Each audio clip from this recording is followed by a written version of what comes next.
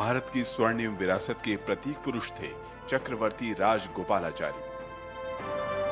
21 जून 1948 को उन्होंने स्वाधीन भारत के प्रथम एवं एकमात्र भारतीय गवर्नर जनरल के रूप में शपथ ली।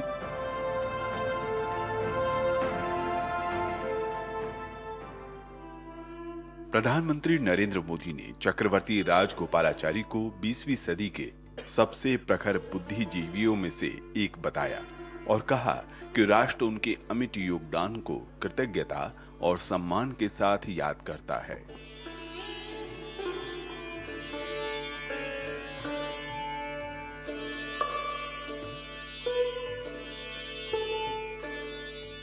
पीएम मोदी ने नए संसद भवन में सेनेगोल की स्थापना करते हुए राजा जी की महान विरासत को सादर स्मरण किया।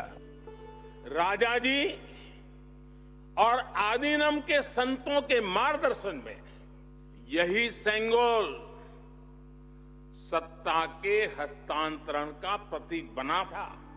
इसी कड़ी में फरवरी 2026 में राष्ट्रपति भवन में राष्ट्रपति द्रौपदी मुर्मू द्वारा चक्रवर्ती राजगोपालाचारी की प्रतिमा का अनावरण उनकी विरासत को सच्ची श्रद्धांजलि है। ये केवल अतीत की स्मृति नहीं, बल्कि राजा जी की विरासत को भावी पीढ़ियों तक पहुंचाने का गरिमामय प्रयास है। राष्ट्रपति स्वाधीनता सेनानी राजा जी के व्यक्तित्व और कृतित्व का स्मरण करती रही हैं। श्री चक्रवर्ती Rajagopalachari, the eminent freedom fighter who also served as the first Governor General of India. चक्रवर्ती राजगोपालाचारी का राजनीतिक और व्यक्तिगत जीवन जनहित, परोपकार, स्वतंत्र विचारों और नैतिक मूल्यों की प्रतिमूर्ति रहा। वे भारत के एकमात्र भारतीय गवर्नर जनरल रहे। उन्हें राजा जी के नाम से प्रसिद्धि मिली। वे भारतीय इतिहास के एक अति प्रभावशाली और बहुआयामी व्यक्तित्व थे, जिनका स्वाधीनता संग्राम और स्वतंत्र भारत में अमूल्य योगदान रहा। आजादी के लिए अंग्रेजों के खिलाफ संघर्ष हो, तत्कालीन प्रवाह से हटकर भारत के लिए उद्यमशीलता पर आधारित आर्थिक नीतियों की स्थापना करना हो, भारतीय राजनीति में सेवा के उच्च मानक स्थापित करना हो, या फिर अपनी अद्वितीय साहित्यिक प्रतिभा से लोगों के मन मस्तिष्क पर गहरा प्रभाव छोड़ना, राजा जी ने हर क्षेत्र में अपनी एक अलग छाप छोड़ी। चक्रवर्ती राजगोपालाचारी का जन्म 10 दिसंबर 1878 में तत्कालीन मद्रास प्रांत के सेलम जिले के थोरापल्ली गांव में हुआ था। वर्तमान में यह गांव कृष्णागिरी जिले में है। होसूर में स्कूली शिक्षा पूरी होने के बाद उन्होंने सेंट्रल कॉलेज बेंगलोर से ग्रेजुएशन किया। उन्होंने 1896 में मद्रास के प्रेसिडेंसी कॉलेज से कानून की पढ़ाई की और साल 1900 में डिग्री हासिल कर सेलम में वकालत शुरू कर दी। उन्हें अनेक महत्वपूर्ण शिक्षण संस्थानों ने डीलिट जैसी मानद उपाधियों से विभूषित किया। वर्ष 1898 में लोकमान्य तिलक की गिरफ्तारी से राजा जी आहत हुए। इसके बाद 1905 में बंगाल विभाजन से भी वे बहुत व्यथित हुए और 1906 में वे स्वाधीनता संग्राम में सक्रिय भूमिका निभाने लगे। 1911 में वे सेलम नगर पालिका के सदस्य चुने गए और 1917 में इसके अध्यक्ष। इस दौरान वे अस्पृश्यता के विरुद्ध सक्रिय रहे। उन्होंने उल्लेखनीय भूमिका निभाते हुए सेलम के विद्यालयों में उस समय अछूत माने जाने वाले बच्चों को प्रवेश दिलाया। 1919 में महात्मा गांधी से मद्रास में उनकी मुलाकात हुई। गांधी जी ने मद्रास से ही अराजक और क्रांतिकारी अपराध अधिनियम 1919 यानी रॉलेट एक्ट के खिलाफ राष्ट्रव्यापी विरोध का आह्वान किया था। इसके बाद राजा जी ने वकालत छोड़ दी, खादी अपना ली और पूरी तरह से असहयोग आंदोलन में शामिल हो गए। गांधी जी चक्रवर्ती राजगोपालाचारी से काफी प्रभावित हुए। वे राजा जी को अपना घनिष्ठ सहयोगी मानते थे। गांधी जी चक्रवर्ती राजगोपालाचारी को अपनी अंतरात्मा का रक्षक कहा करते थे। 1930 में राजा जी ने मद्रास प्रेसिडेंसी में नमक सत्याग्रह का नेतृत्व किया। 12 मार्च 1930 को गुजरात में दांडी मार्च शुरू हुआ। राजाजी ने वेदारण्यम पहुंचकर अंग्रेजों का नमक कानून तोड़ा। उन्हें गिरफ्तार किया गया और 6 महीने की जेल हुई। उस घटना के बाद वे राष्ट्रीय स्तर पर एक जननायक के रूप में उभरे। 1937 में प्रांतों में चुनाव हुए और मद्रास प्रांत के प्रीमियर सी राजगोपालाचारी बने। 1947 में भारत स्वतंत्र हुआ। जून 1948 में राजाजी के गवर्नर जनरल बनने के साथ ही गवर्नमेंट हाउस, जिसे अब राष्ट्रपति भवन कहा जाता है, एक बहुत बड़े सांस्कृतिक बदलाव का साक्षी बना। विदेशी राजशाही की तड़क भड़क के स्थान पर स्वदेशी और सादगी का वातावरण बना। सादा जीवन, उच्च विचार वाले राजाजी ने उस भवन में भारतीयता की भावना का सहज संचार किया। उनकी स्मृति चिन्ह आज भी राष्ट्रपति भवन में शोभायमान हैं। दिसंबर 1950 में सरदार पटेल के निधन के बाद राजगोपालाचारी को गृह मंत्री का कार्यभार सौंपा गया। दिसंबर 1951 तक वे गृह मंत्री रहे। 1952 में हुए प्रथम आम चुनावों के बाद राजाजी ने मद्रास विधानसभा में मुख्यमंत्री के रूप में नेतृत्व संभाला।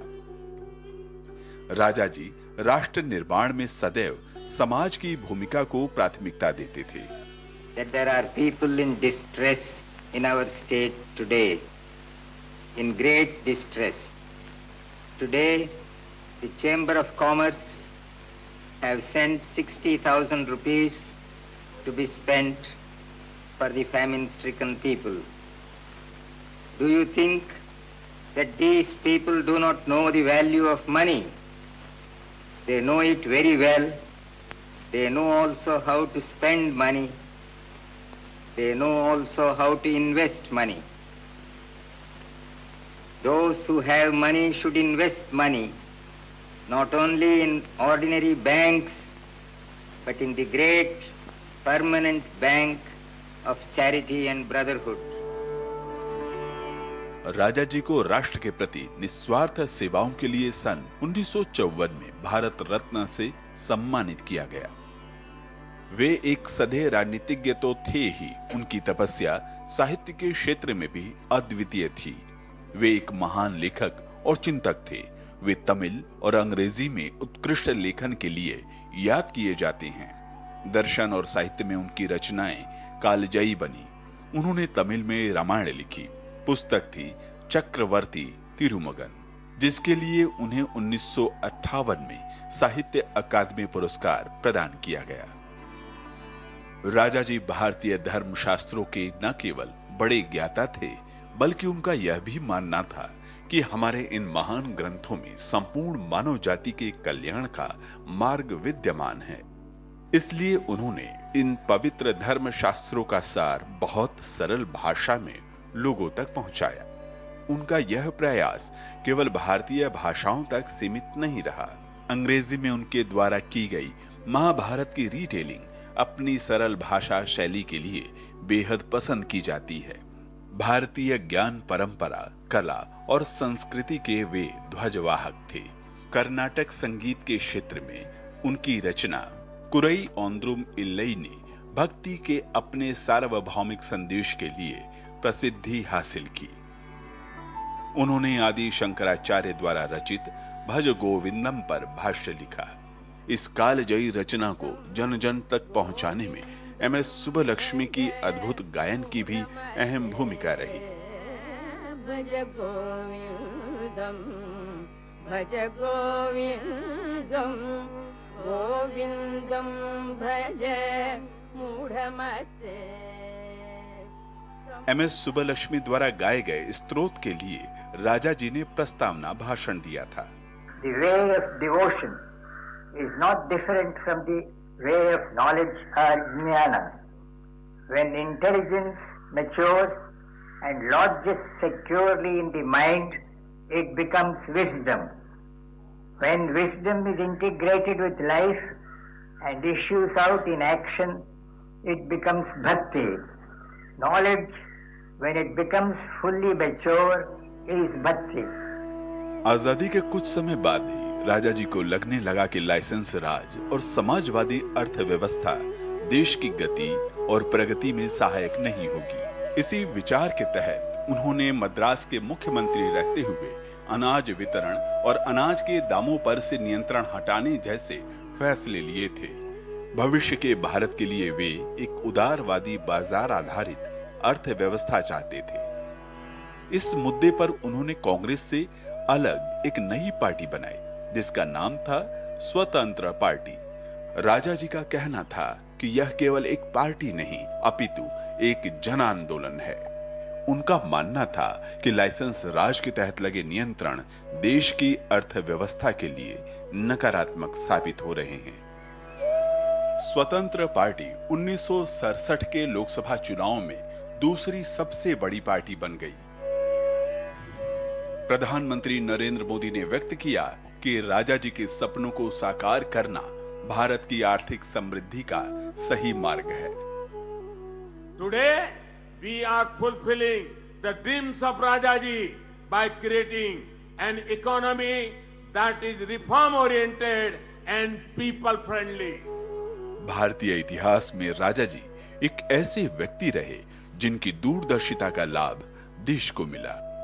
उनके दर्शन से समाज को दिशा मिली। राजनीति के इस महान दार्शनिक दूरदर्शी व्यक्तित्व भारतीय ज्ञान परंपरा के ध्वजवाहक का 25 दिसंबर 1972 को 94 वर्ष की आयु में निधन हुआ।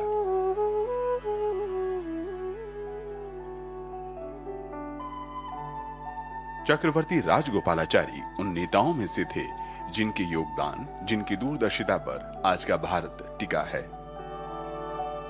ऐसे शिखर पुरुष को कृतज्ञ राष्ट्र नमन करता है। फरवरी 2026 में इस विभूति के जीवन और विरासत की स्मृति को राजा जी उत्सव के रूप में मनाया जा रहा है।